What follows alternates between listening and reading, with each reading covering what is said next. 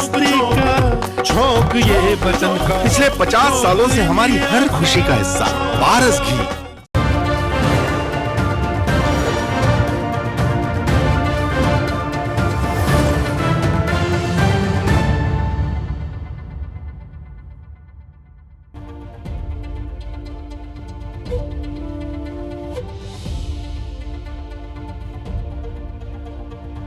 नमस्कार, मैं हूं सुमित अवस्थी। खबरों की भीड़ में हम आपके लिए लेकर आए हैं वो खबरें जिन्हें इंडिया ने चुना, यानी आपने चुना है, जिन्हें देखना चाहता है इंडिया, जिन खबरों को समझना चाहता है इंडिया।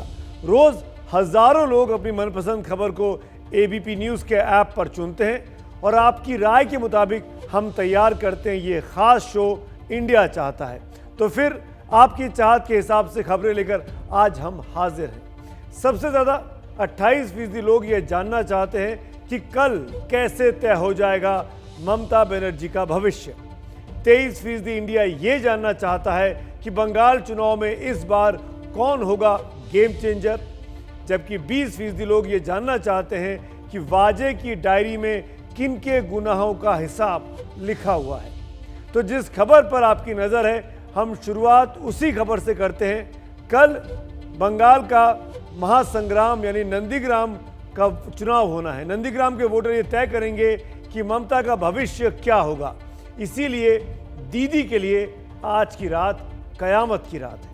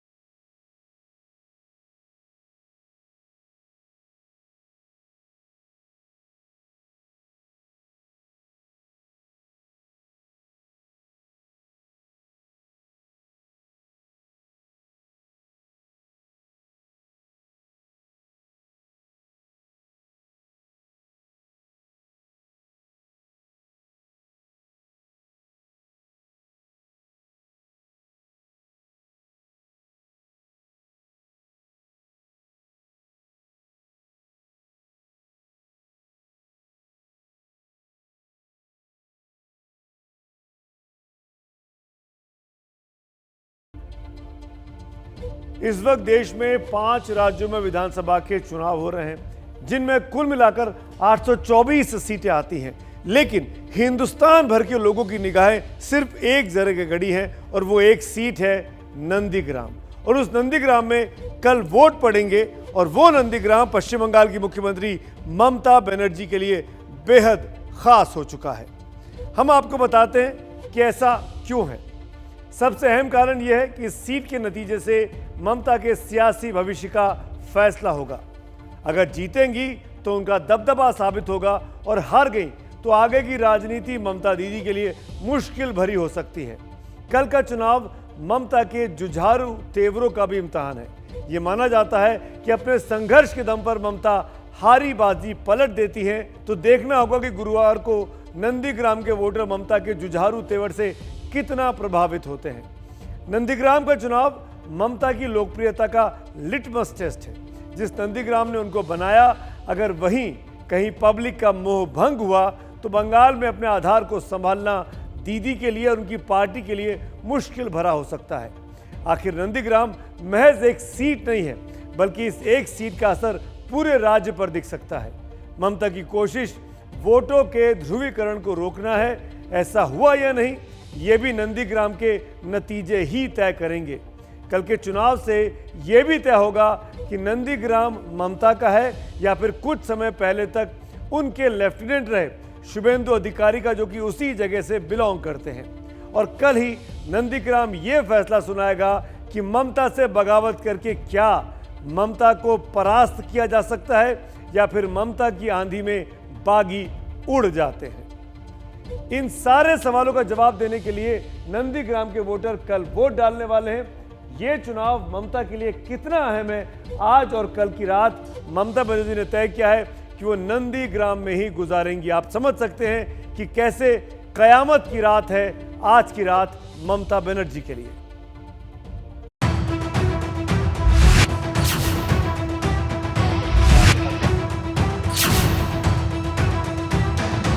আমি বলে ফেলেছিলাম মা মাটি মানুষ করতো।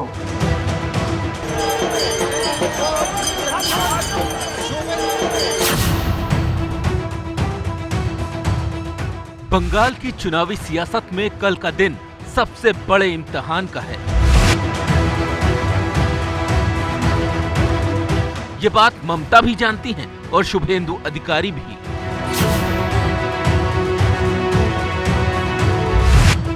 तभी तो पूरे प्रचार में जो दीदी व्हील चेयर पर रहीं, आखिरी पलों में उन्हें अपने पैरों पर खड़ा होना पड़ा।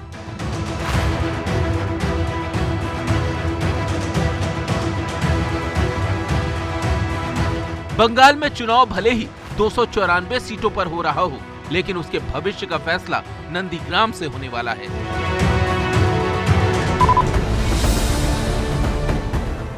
यही वो ईवीएम है जिनमें कल ममता और शुभेंदु के सियासी करियर का फैसला बंद हो जाएगा। ममता बनर्जी भले ही राज्य के दूसरे हिस्सों में प्रचार कर रही हूं, लेकिन उनकी नजर नंदीग्राम पर ही बनी हुई है।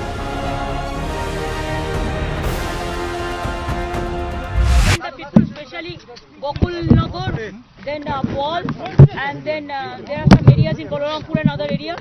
But we are already taking up the matter with the election commission.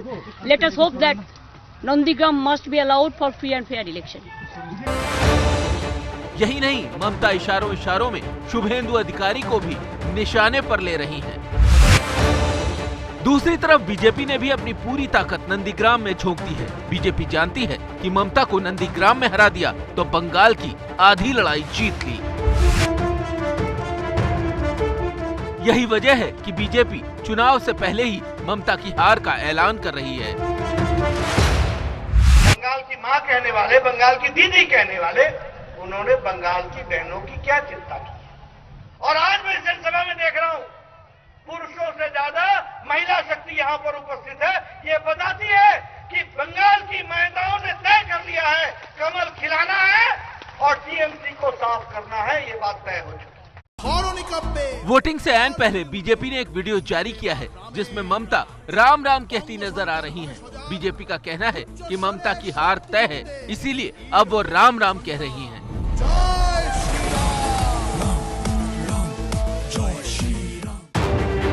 Nandigram की अहमियत प्रशासन को भी पता है, इसीलिए पूरे नंदीग्राम को किले में तब्दील कर दिया गया है। इलाके में धारा 144 लागू कर दी गई है। नंदीग्राम के 355 बूथ में 22 कंपनी केंद्रीय सुरक्षा बलों की तैनाती कर दी गई है। 75% बूथों में मतदान की वेबकास्टिंग की तैयारी है। 22 QRT टीमों को भी तैनात किया गया है। सुरक्षा को लेकर 4 जिलों के डीएम और एसपी के साथ मुख्य सचिव ने बैठक भी की है।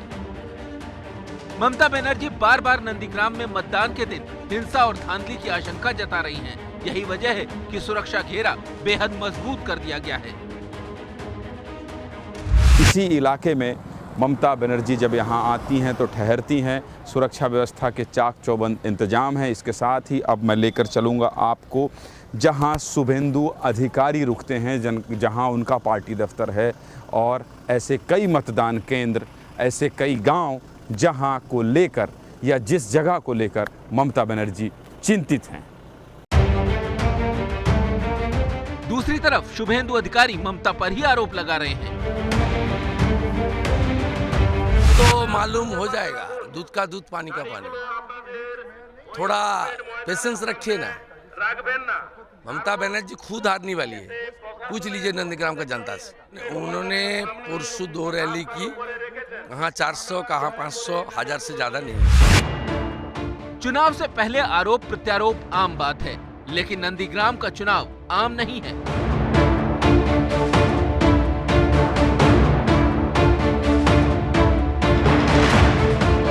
क्योंकि कल के दिन नंदीग्राम की जनता ये फैसला करने वाली है कि बंगाल में बीजेपी के परिवर्तन के नारे को वो स्वीकार करती है या नहीं।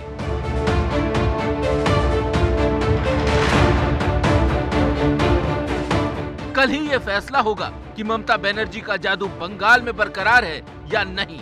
और सबसे बड़ी बात ये कि कल नंदीग्राम की जनता ईवीएम में जो फैसला बंद करने वाली है, उससे ये तय होगा कि नंदीग्राम की विरासत का असली हकदार कौन है, दीदी या दादा।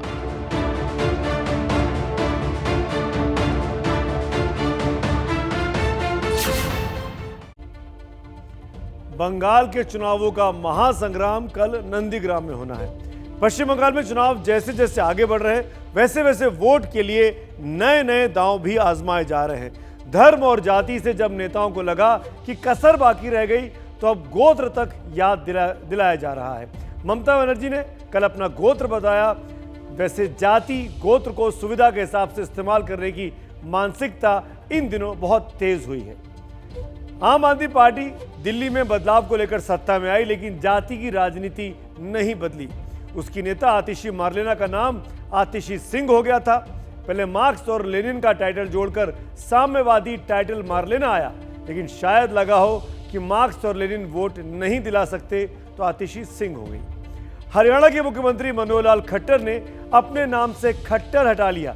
इसके पीछे की वजह बताई गई कि जाटलैंड में उनका टाइटल सीधे सीधे गैर जाट की तरफ इशारा कर रहा था। केंद्रीय मंत्री गिरिराज सिंह के ट्विटर हैंडल पर पिछले कुछ सालों से शांडिल शब्द जुड़ गया है, जो संयोग से वही गोत्र है जो ममता बनर्जी का है। राहुल गांधी की धर्मनिरपेक्षता की पिछले कुछ सालों से जनेऊधारी ब्राह्मण की पहचान से की जाती है। पूर्व रक्षा मंत्री मुलायम सिंह यादव ने कभी अपने नाम से यादव शब्द हटाया ताकि जाति की बू ना आए, लेकिन बाद में फिर वोटों का गणित उनके नाम में यादव वापस लाने की वजह बना।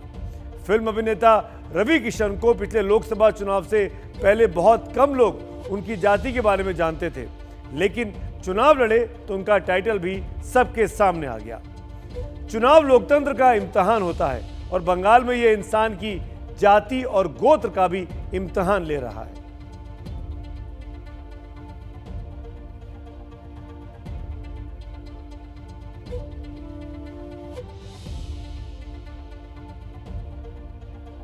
तो जाति और गोत्र का जो खेल चल रहा है, वो दरअसल वोटर भी समझ रहा है कि ये सब काम क्यों किया जा रहा है, किस वजह से बार बार अपनी जाति, अपना धर्म, अपने गोत्र को बोला जा रहा है, बताया जा रहा है, ताकि चीज़ों का पोलराइजेशन किया जा सके, ताकि कुछ लोग पोलराइज करके फ़ायदा उठा ले और कुछ लोग पोलराइज करके चीज़ों को अपने पक्ष में बदल सके। अब बात करते हैं हम गोत्र की तरफ आगे बढ़ेंगे, लेकिन देखिए कि गोत्र का खेल किस तरीके से बंगाल में चल रहा है, उसको जरा करीबी से समझ लीजिए। पहले चोट पर वोट की आस और अब गोत्र पर वोट की उम्मीद।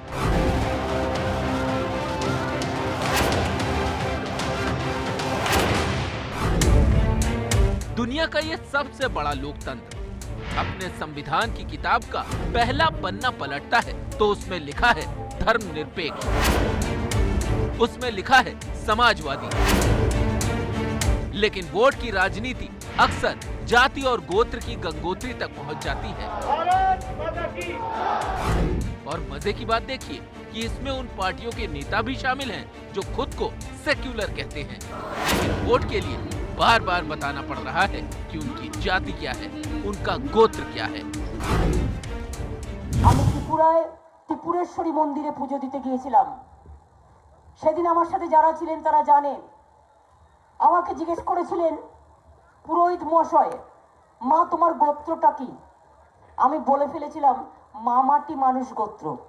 আজকেও তিনি যখন আমায় জিজ্ঞেস করলেন, আমি বললাম দেখুন আমার তো একটা পার্সোনাল গোত্র আছে, সেটা সান্ডিল্য। गणतंत्र की मजबूती इस बात में है कि कौन किस जाति का है, किस धर्म का है, किस क्षेत्र का है। ये सब इंसान का निजी मामला है, लेकिन एक वोटर, एक नेता और इन सब से बढ़कर एक नागरिक के रूप में सबकी एक ही पहचान होती है, हिंदुस्तानी। लेकिन वोट की तपिश ऐसी है कि हिंदुस्तानी की संवेदनशील खाल गल जाती है और नीचे बचता है तो धर्म, जाति और गोत्र का ठूंठ। अब ममता के गोत्र पर बीजेपी नेताओं की अपनी अपनी व्याख्या शुरू हो गई है। गोत्र रोज रोज बदल जाता है ऐसे मुझे नहीं मालूम। कुछ दिन पहले उन्होंने बोले थे मेरा गोत्र है आंदोलन, अभी बोला सांडिल्ला, अभी बोले मामाटी मानुस। पहले तय करने दीजिए गोत्र कौन सा है। दीदी को आज प्रथम चरण का चुनाव खत्म होते होते उनकी जमीन खिसक गई, इसीलिए अब गोत्र याद आ गया। यशस्वी प्रधानमंत्री को धन्यवाद दिलवाता हूं कि उन्होंने वो जब से राजनीति में वो आए और उनका परचम लहराया, उन्होंने सारे पॉलिटिशियन को उनके गोत्र याद दिलवा दिए, मंत्र उच्चारण याद दिलवा दिया, मंदिर दर्शन करवा दिया। अब इन नामों से ही देखिए, ये रवि किशन फिल्मों में रवि किशन ही होते हैं, लेकिन जब गोरखपुर से चुनाव लड़ने गए तो रविंद्र श्याम नारायण शुक्ला हो गए। आखिर वोट का सवाल था बाबा। और गिरिराज सिंह ट्विटर पर 3 साल से नाम से पहले शांडिल्य चमक रहा है उनका गोत्र। अब ममता ने भी खुद को शांडिल्य बता दिया, तो गिरिराज बता रहे हैं कि दोनों में फर्क क्या है। देखिए, ये तुष्टीकरण की राजनीति है। हमें तो कभी शर्म नहीं हुआ कि मैं शांडिल गोत्र हूं, मैं हिंदू हूं। मुझे तो कभी तकलीफ नहीं हुई है, होनी भी नहीं चाहिए किसी को। हिंदू और मुसलमान को हम पूछ के आते नहीं, लेकिन तुष्टीकरण की राजनीति करने वाले लोगों को ये तकलीफ होती है। गोत्र हिंदुओं में होता है और हिंदू वोट के आलमबरदार जब भिड़ रहे थे तो उसी में एक सवाल लेकर ओवैसी भी आ गए। मेरे जैसे लोगों का क्या होना चाहिए जो शांडिल्य या जनेऊधारी नहीं है, जो किसी विशेष भगवान के भक्त नहीं है, चालीसा या पाठ नहीं करते। हर पार्टी को लगता है कि उसे जीतने के लिए अपने हिंदू होने का परिचय देना होगा। I don't find any difference between what she's saying in this election and in her own election campaign and what BJP is doing. So Mamata Banerjee and Narendra Modi are made for each other. वाकई खुद को हिंदू बताने के लिए दूसरे को मुसलमान बताने की भी होड़ लगी हुई है। तभी तो 3 महीने पहले तक जिस जुबा पर दीदी चढ़ी थी, अब बेगम निकलता है। बेगम के वोट दिले ना क्यों? बेगम के वोट दिले मिनी पाकिस्तान हमें। गोत्र गोत्र गोत्र, बहुत हो गया गोत्र गोत्र। हर तरफ से यही शब्द आज सुनाई पड़ रहा है। तो अब आप भी ये जान लीजिए कि गोत्र दरअसल होता क्या है। गोत्र एक ही पूर्वज से निकले वंशजों के कई कड़ियों को जोड़ने वाला सूत्र है। गोत्र में गो और त्र से बना होता है। गोत्र के गो का अर्थ इंद्रियां और त्र का अर्थ रक्षा करना है। हर गोत्र का नाता किसी ऋषि से है। सबसे पहले 4 ऋषियों के नाम से गोत्र की परंपरा की शुरुआत हुई। वो 4 ऋषि थे, अंगीरा, कश्यप, वशिष्ठ और भृगु। बाद में कई और ऋषियों के नाम जोड़े गए और उनके नाम पर भी गोत्र बनते गए। गोत्र की खासियत यह है कि अलग अलग जातियों के लोग भी एक गोत्र के हो सकते हैं और मिल जाते भी हैं। अब इस जाति और गोत्र से बाहर निकलते हैं और आपको लिए चलते हैं इस चुनाव में ममता के बदलते चुनावी दांवपेच और तेवरों की ओर। आपको याद होगा कि ममता ने एक बार कोलकाता में सारे विपक्षी नेताओं की एक रैली की थी। आज बीच चुनाव में ममता ने सभी गैर बीजेपी नेताओं को एक चिट्ठी लिखी है। इनमें 13 प्रमुख नेता हैं। चिट्ठी में ममता ने लिखा है कि बीजेपी सरकार के तानाशाही रवैये के खिलाफ सभी पार्टियों को एकजुट होने का समय आ चुका है। इसमें दिल्ली सरकार की ताकत एलजी को देने वाले कानून का भी हवाला दिया गया है। जिन नेताओं को चिट्ठी लिखी गई है उनमें सबसे अहम नाम है सोनिया गांधी का, जिनकी पार्टी बंगाल में ममता बनर्जी के खिलाफ चुनाव लड़ रही है। इनमें दूसरे नेताओं में NCP supremo Sharad Pawar, DMK नेता एमके स्टालिन, समाजवादी पार्टी के अध्यक्ष अखिलेश यादव, आरजेडी के नेता तेजस्वी यादव, महाराष्ट्र के मुख्यमंत्री उद्धव ठाकरे, झारखंड के मुख्यमंत्री हेमंत सोरेन, दिल्ली के मुख्यमंत्री अरविंद केजरीवाल, ओडिशा के मुख्यमंत्री नवीन पटनायक, आंध्र प्रदेश के मुख्यमंत्री जगन रेड्डी, नेशनल कॉन्फ्रेंस के फारूक अब्दुल्ला, पीडीपी की चीफ महबूबा मुफ्ती और सीपीआई-एमएल के दीपांकर भट्टाचार्य हैं। खास बात यह है कि ममता ने सीपीआई-एमएल को चिट्ठी लिखी है, लेकिन सीपीएम और सीपीआई जैसी अहम लेफ्ट पार्टियों को ये चिट्ठी नहीं लिखी है। वैसे जिनको ये चिट्ठी लिखी है उनकी प्रतिक्रियाएं भी अब आने लगी है। राष्ट्रवादी कांग्रेस पार्टी का पूरा समर्थन उन्हें है। स्वयं पवार साहब 1 तारीख से लेकर 3 तारीख तक पश्चिम बंगाल के दौरे में अलग अलग कार्यक्रमों में शामिल होने वाले थे। बीमारी के कारण उनका दौरा स्थगित हुआ है। अगर स्वास्थ्य ठीक हुआ तो अंतिम चरण में दौरा लग सकता है और हमारा पूरा समर्थन ममता दीदी के साथ है। सबकी अपनी अपनी राजनीति है और यही राजनीति बंगाल के चुनाव में बहुत तेजी से पिछले कुछ दिनों में बदली है, खासकर ममता बनर्जी के लिए। सबसे पहले ममता ने जब नंदीग्राम से चुनाव लड़ने का ऐलान किया तो उनको चैलेंजर के तौर पर माना गया। उसके बाद उनके पैर में नंदीग्राम में ही चोट लग गई, जिसके दाएं और बाएं बंगाल की राजनीति घूमने लगी। फिर ममता की भक्ति शक्ति सामने आ गई। मंच पर चंडी पाठ करने से लेकर मंदिर में पूजा पाठ तक की तस्वीरों को याद कीजिए। लेकिन 27% मुस्लिम वोटों पर भी उनकी नज़र है, इसलिए कलमा का भी पाठ वो मंच से कर रही है। बीजेपी ने सीधी टक्कर दे दी तो बंगाली बनाम बहारी का मुद्दा भी ममता बनर्जी ने छेड़ दिया। बात यहीं तक नहीं रुकी, बल्कि जाति पर आई तो ममता ने बताया कि वो ब्राह्मण है। फिर माँ माटी मानुष को अपना गोत्र बताने वाली दीदी कल अपना गोत्र शांडिल्य भी बता देती है। और आज बीच चुनाव में बीजेपी के खिलाफ विपक्षी एकता के लिए अचानक एक चिट्ठी लिख देती है। अब ये ममता की सुलझी हुई चुनावी रणनीति है या बेचैनी में उठाए जा रहे कदम, इसका फैसला बंगाल के लोग 2 मई को कर देंगे। लेकिन ममता का सियासी सफर यही बताता है कि वो अचानक चौंकाने वाले कदम उठाने में माहिर रही हैं। खुदा लाख बुरा चाहे तो क्या होता है, वही होता है जब मंजिल खोना होता है। मैं तो कहना चाहूंगी कि खुद ही को कर बुलंद इतना, खुद ही को कर बुलंद इतना कि हर तकदीर से पहले खुदा बंदे से खुद पूछे, बता तेरी रजा क्या है। ममता बनर्जी भारतीय राजनीति का वो नाम है जिसने जो चाहा उसे करके दिखाया, ऐसे या वैसे। यूं तो बंगाल की राजनीति ही ममता के लिए सबसे ऊपर रही है, लेकिन एक वक्त था जब दिल्ली की सियासत में वो छाई रहती थी।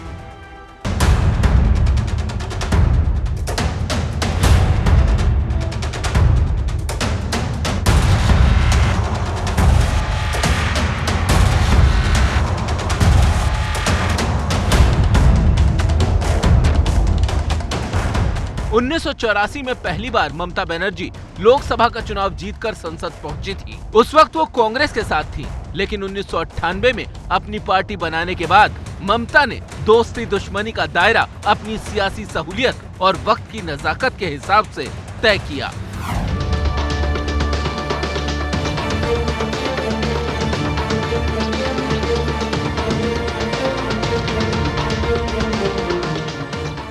कभी एनडीए के साथ, कभी यूपीए के साथ। ममता साथ किसी के भी हो, लेकिन लोकसभा में उनका अंदाज वही था जिसके लिए वो जानी जाती हैं, फाइटर दीदी वाला। जब इस स्वरूप इलाज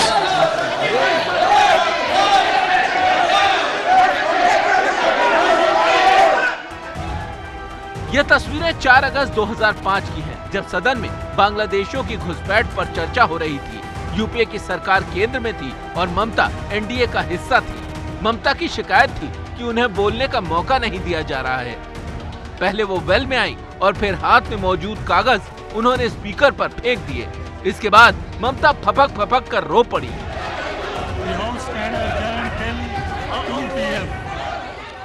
देने के लिए बाद में ममता ने अपना इस्तीफा स्पीकर को भेज दिया, लेकिन स्पीकर ने उसे स्वीकार नहीं किया। ममता बनर्जी कई बार केंद्रीय मंत्री भी रही, कोयला युवा मामलों की मंत्री रही, लेकिन सबसे ज्यादा चर्चा तब हुई जब वो रेल मंत्री बनी। ममता ने 2 बार रेल मंत्रालय संभाला, एक बार एनडीए की सरकार में और एक बार यूपीए की सरकार में। रेल बजट पेश करने के दौरान ममता के अलग अलग अंदाज देखने को मिले। 500 अब नहीं पड़ेगा चिल्लाने से। देखो भाई, मेरे को प्रोनाउंसिएशन खराब हो जाएगा चिल्लाने से, मेरे को आहिस्ता आहिस्ता करने दो। अरे सुनो ना, नहीं तो भूल जाएगा ना। नहीं नहीं, सब रिजेक्टेड। कभी वो शायरी करती नजर आती। रोशनी चाँद से होता है, रोशनी चाँद से होता है। आज फ्राइडे जुम्मा बार है, इसी के लिए एक शेर कर रहे हैं जरूरी है शेर। रोशनी चाँद से होता है, सितारों से नहीं। मोहब्बत कामयाबी से होता है, जुलूम से नहीं। कभी गुस्से में आ जाती।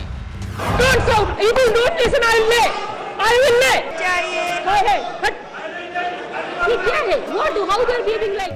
कभी हंसी मजाक के मूड में रहती, कोई सिख, कोई जाट मराठा, कोई गुरखा, कोई मद्रासी, सरफा पे मरने वाले हर वीर था भारतवासी।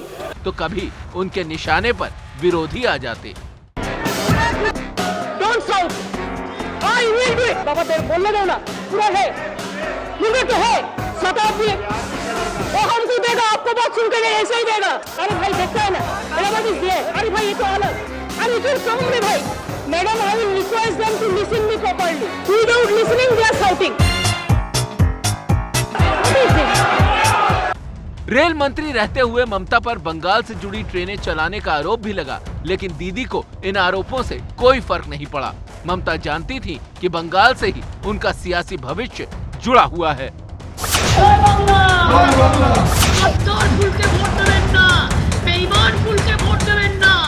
वक्त का फेर है, आज ममता उसी बीजेपी से वर्चस्व की जंग लड़ रही हैं, जिस बीजेपी के साथ उन्होंने केंद्र की राजनीति में लंबा वक्त बिताया, लेकिन सियासत में दोस्त के दुश्मन बनने में देर कहां लगती है।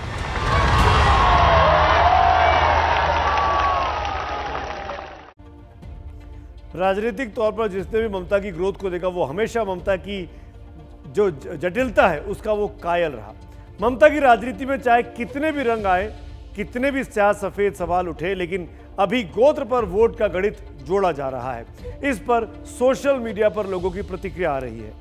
अरुण त्रिपाठी लिखते हैं कि दीदी ने गोत्र तो बता दिया, अब वेद, शाखा, सूत्र, प्रवर आदि भी कब। वहीं सोमदत्त सैनी लिखते हैं कि मोदी क्या गोत्र नहीं, शाह क्या गोत्र नहीं, फिर ममता पर सवाल क्यों।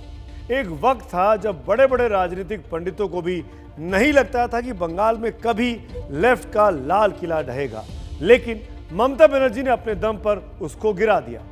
ममता ने अगर असंभव दिखती मंजिल पर अपने कदम जमा दिए तो उसका एक अहम कारण उनका जुझारूपन है, जो 21 साल की उम्र में शुरू हुआ तो 66 की इस उम्र में भी लगातार जारी है।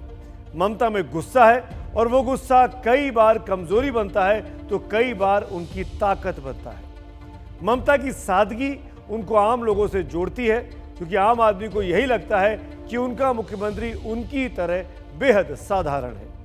चाहे कांग्रेस में रही तब या टीएमसी बनाई तब, हर वक्त ममता ने लेफ्ट की सरकार से लड़ने में पूरी हिम्मत दिखाई, कभी डरी नहीं, महिला होने के बावजूद भी। और जब लेफ्ट फ्रंट की सरकार के दौरान विपक्ष को नेतृत्व नहीं दिख रहा था, तब ममता ने विपक्ष को नेतृत्व दिया था। तो आइए हम आपको एक खास स्टोरी दिखाते हैं कि कोलकाता के 2 कमरे के एक घर में रहने वाली ममता ने कैसे बंगाल की राजनीति का ग्रामर बदल कर रख दिया। মমতা ব্যানার্জি ঈশ্বরের নামে শপথ করিতেছি যে আমার নিকট বিবেচনার জন্য हवाई चप्पल और नीली बॉर्डर वाली सूती सफेद साड़ी। राजनीति में ऐसी सादगी कहां देखने को मिलती है, लेकिन इस सादगी भरे चेहरे में एक शख्सियत समाई है जिसके दिमाग में संघर्ष चलता है और दिल में माँ, माटी और मानुष वाले जज्बात। জয় বাংলা, জয় বাংলা, জয় বাংলা, মামাটি মানুষ জিন্দাবাদ, মামাটি মানুষ ধন্যবাদ।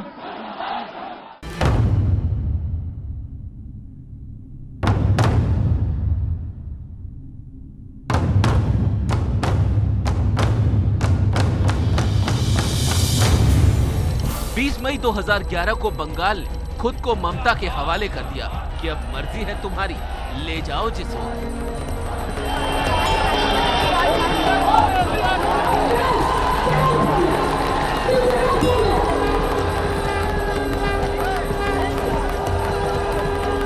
लेकिन बंगाल के लोगों को अपने जज्बे और संघर्षों का दीवाना बना देने वाली ममता के लिए रास्ता आसान नहीं था। हम धमकी से नहीं डरते, और एक बात है, हमको कोई धमकी जब देगा हम तो देख लेंगे, बात तो ये है। 34 साल पुराना लेफ्ट का लाल किला टूटा था।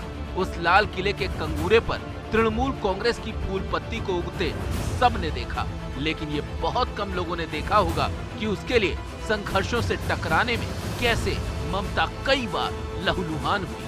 हौसले से बड़ा कोई हथियार नहीं होता, जिद से बड़ी कोई ताकत नहीं होती। 18 साल पहले ममता ने एक जिद ही तो की थी कि इस रॉयटर्स बिल्डिंग पर उनके कदम तभी पड़ेंगे जब वो मुख्यमंत्री बनेंगी। 1993 के जुलाई महीने में कोलकाता में बेहद उमस भरी गर्मी थी, लेकिन उससे ज्यादा सियासी गर्मी थी। ममता तब युवा कांग्रेस की अध्यक्ष थी और राइटर्स बिल्डिंग में ही एक आंदोलन के दौरान पुलिस की गोली से 13 नौजवान मारे गए।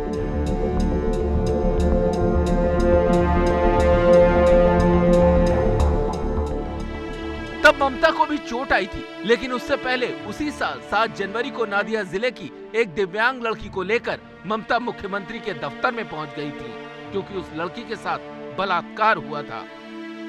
वो तत्कालीन मुख्यमंत्री ज्योति बसु से मिलना चाहती थी और ज्योति बसु ममता से इस कदर चिढ़ते थे कि उनका नाम तक लेना पसंद नहीं करते थे, मिलना तो दूर की बात है। ममता भी कहां मानने वाली थी, वो मुख्यमंत्री के चैम्बर के सामने ही उस लड़की के साथ धरने पर बैठ गई। ममता का आरोप था कि दोषियों को इसलिए गिरफ्तार नहीं किया जा रहा है कि वो मुख्यमंत्री के दल से नाता रखते हैं। जब मुख्यमंत्री के दफ्तर आने का समय हो गया और ममता उनके दफ्तर के सामने से टस से मस नहीं हुई, तो पुलिस ने उनको जबरन घसीटा, घसीटते हुए सीढ़ियों से नीचे उतारा और लाल बाजार में पुलिस मुख्यालय ले गई। ममता के कपड़े तक फट गए, लेकिन इरादे नहीं। तभी उन्होंने भीष्म प्रतिज्ञा की कि इस राइटर्स बिल्डिंग में लौटेंगी जरूर, लेकिन इस इमारत में सबसे बड़ी बॉस बनकर। उसमें ममता बनर्जी आम जनता के मन में ये भी साबित कर दिए थे कि अगर सीपीएम को कोई हटा ना सकते हैं, उनके लिए जो करेज ऑफ कन्विक्शन वो ममता बनर्जी के हैं। तो इसीलिए ये जो एसिड टेस्ट इसमें ज्यादा हो गया है। सीपीएम आज कहते हैं अगर उस दिन सीपीएम का हुलिगैनिज्म अगर नहीं होते, शायद ममता बनर्जी नहीं होते। सत्ता की राजनीति में संघर्षों का छौंक और आंदोलन का तड़का कैसे लगाया जाता है, इसे ममता ने राजनीति में एक नए व्यंजन के रूप में जोड़ा। हम लड़ेंगे, हम करेंगे, हम जीतेंगे, मोदी को हराएंगे, भारत से हटाएंगे, बीजेपी को हटाएंगे, और जो हमसे टकराता है वो चूर-चूर हो जाता है। ममता की राजनीति इमरजेंसी के दौरान कांग्रेस से शुरू हुई। वो छात्र कांग्रेस से जुड़ी थी, लेकिन राजनीति को पहली बार तब घुमा दिया जब 28 साल की उम्र में सीपीएम के दिग्गज नेता और सांसद सोमनाथ चटर्जी को बोलपुर से हरा दिया। कम से कम एक स्टूडेंट पॉलिटिक्स करती है, अच्छी पॉलिटिक्स है, एक्टिव है, वाइब्रेंट है, अच्छे स्पीच देती है, तो चलो इसको एक मौका दे दो। वो जीतने के लिए नहीं, सिर्फ ममता बनर्जी का पॉलिटिक्स को इंसेंटिव देने के लिए सुब्रत मुखर्जी और बाकी जो लीडर्स थे वो ममता का नाम रिकमेंड किए थे। उस समय ये नहीं सोचे थे कि ममता बनर्जी भी सोमनाथ चटर्जी को हरा सकते हैं। लेकिन संसद की राजनीति से ज्यादा उनको बंगाल की सड़कें पसंद आती थी। 16 अगस्त 1990 का दिन कौन भूल सकता है, जब सीपीएम के एक कार्यकर्ता लालू आजम ने उन पर जानलेवा हमला किया। तब उनकी खोपड़ी चटक गई थी, लेकिन सिर पर पट्टी बंधवाकर ममता फिर से सड़क पर तैनात हो गई। जहां संभावनाएं भी निराश होने लगती हैं, वहां ममता आशा की एक नई ज्योति जगा देती हैं। 15 साल पहले विधानसभा चुनाव में ममता अपनी सभाओं में उमड़ी भीड़ को देखकर सोचती थी कि जीत पक्की है, लेकिन चुनाव के नतीजे आए तो पार्टी बुरी तरह हार गई। लेकिन ममता का मन नहीं हारा, वो मौके की तलाश में थी और मौका दे दिया सिंगूर और नंदीग्राम ने। टाटा की नैनो कार के लिए जब जमीन अधिग्रहण होने लगा तो उसके खिलाफ ममता सड़क पर उतर गई। फिर चाहे सिंगूर में किसानों के समर्थन में धरना और आमरण अनशन का मामला हो, या फिर नंदीग्राम में पुलिस की गोलियों के शिकार लोगों के हक की लड़ाई का, ममता ने हमेशा पहले मोर्चे पर रहकर लड़ाई की।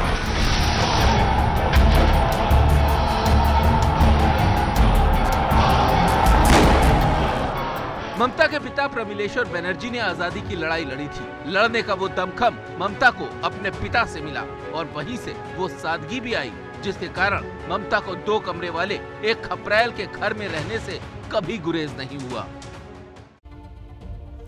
आप समझ गए होंगे आज हम इतनी तफसील से बात ममता बनर्जी पर क्यों कर रहे हैं। कल नंदीग्राम का महासंग्राम होना है और सुबह से एबीपी न्यूज पर यह बड़ी खबरें चालू हो जाएगी। लेकिन बंगाल की राजनीति में इस वक्त तुरुप के कई पत्ते घूम रहे हैं। असल मुद्दा है कि कौन हो सकता है गेम चेंजर। 23% इंडिया इस खबर को प्रमुखता के साथ देखना चाहता है। पश्चिम बंगाल में मुस्लिम वोट बैंक के असर की बातें तो खूब होती है, करीब 27% मुस्लिम बड़ी भूमिका निभाता भी है, लेकिन इस बार सबकी नजरें एक दूसरे वोट बैंक पर हैं, जिनकी आबादी करीब 23% है, और वो है अनुसूचित जाति के लोग। बंगाल में अनुसूचित जाति की आबादी करीब 2 करोड़ 14 लाख है। कुल आबादी में यह हिस्सा 23% के आसपास बैठता है। 9 जिलों में इनकी आबादी 25% से ज्यादा है। 127 विधानसभा सीटों पर जीत और हार यह अनुसूचित जाति का समुदाय तय करता है। 6 जिले ऐसे हैं जहां इनकी आबादी 15 से 25% तक है, जहां 78 विधानसभा सीटों पर इस समुदाय का असर पड़ता है। राज्य में छोटे बड़े कुल मिलाकर अनुसूचित जातियों के 60 समूह हैं। कुल अनुसूचित जाति में राजवंशी समुदाय करीब 18% है, बागड़ी समुदाय करीब 15% है और नामशूद्र समुदाय करीब 17% है। मतुआ समुदाय इसी नामशूद्र समुदाय का ही हिस्सा है। लोकसभा चुनावों में इसी समुदाय की बदौलत बीजेपी रिकॉर्ड तोड़ सीट जीत पाई थी 2019 में। ऐसे ही चमत्कार की उम्मीद उधर विधानसभा चुनाव में भी है और उसी वोट पर ममता की भी नजरें गड़ी हुई है।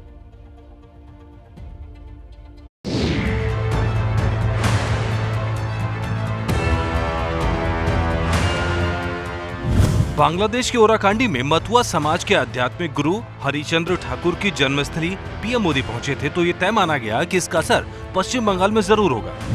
पीएम मोदी ने मंदिर में दर्शन किया और मतुआ समुदाय के मन की बात की। मैं आज वैसा ही महसूस कर रहा हूं जो भारत में रहने वाले मतुआ संप्रदाय के मेरे हजारों लाखों भाई बहन ओराकांदी आकर जो महसूस करते हैं, आज मैं भी वही महसूस कर रहा हूं। मैं आज यहां आया तो मैंने उनकी तरफ से भी इस पुण्य भूमि को चरण स्पर्श किया है। मूलतः बांग्लादेशी मतुआ समुदाय पश्चिम बंगाल में भी असर रखता है। 2019 लोकसभा में बीजेपी ने 42 में से जो 18 सीट जीतनी थी, उसमें मतुआ समुदाय का भी असर था। पिछले लंबे समय से बीजेपी मतुआ समुदाय को रिझाने में लगी थी। नवंबर में अमित शाह ने मतुआ समुदाय से जुड़े नवीन विश्वास के घर खाना खाकर संदेश दिया था, लेकिन निशाने पर सिर्फ मतुआ समुदाय नहीं बल्कि दूसरी अनुसूचित जातियां भी थी। 18 फरवरी 2021 को ही एबीपी न्यूज के मंच से केंद्रीय गृह मंत्री अमित शाह ने अपनी इच्छा साफ कर दी थी। मतुआ और नामशूद्र समाज 19 में जितना भारतीय जनता पार्टी से जुड़ा था, उससे अधिक 20 में जुड़ा रहेगा, क्योंकि हमने 18 में वादा किया था कि हम सिटीजनशिप अमेंडमेंट एक्ट लेकर आएंगे, जिससे 70 साल से वो लोग जो एक प्रकार से निग्लेक्टेड जीवन जी रहे हैं, उनको अपने अधिकार प्राप्त नहीं होते, उनको सम्मान प्राप्त नहीं होता, वो सम्मान दिलाने का हम प्रयास करेंगे, ऐसा हमने कहा था। राजवंशी हो, नामशूद्र हो या बागड़ी हो, करीब 23% आबादी के हिस्से के लिए बीजेपी ने जोर लगा दिया है। वहीं ममता भी इस समुदाय को अपने पाले में करने में लगी है। इस बार के चुनाव में टीएमसी ने 79 दलित कैंडिडेट खड़े किए। ये राज्य में कुल सुरक्षित सीटों से 11 ज्यादा है। ममता सरकार ने कई रिफ्यूजी कॉलोनियों को नियमित किया है। ममता सरकार ने राजवंशी समुदाय के लिए नारायणी बटालियन तैयार किए। राजवंशी, कुर्मी, कामी और बागड़ी समुदाय के लिए डेवलपमेंट बोर्ड बनाए। ममता भी समझ रही हैं कि अगर मतुआ और दूसरी अनुसूचित जातियां बीजेपी के खेमे में गईं, तो राज्य में उनकी मुश्किल बढ़ सकती है। मुस्लिम वोट बैंक पर दाव लगाने के लिए पहले ही कांग्रेस और वाम मोर्चा तैयार है। ऐसे में पश्चिम बंगाल की राजनीतिक जंग में अनुसूचित जातियां गेम चेंजर साबित हो सकती हैं।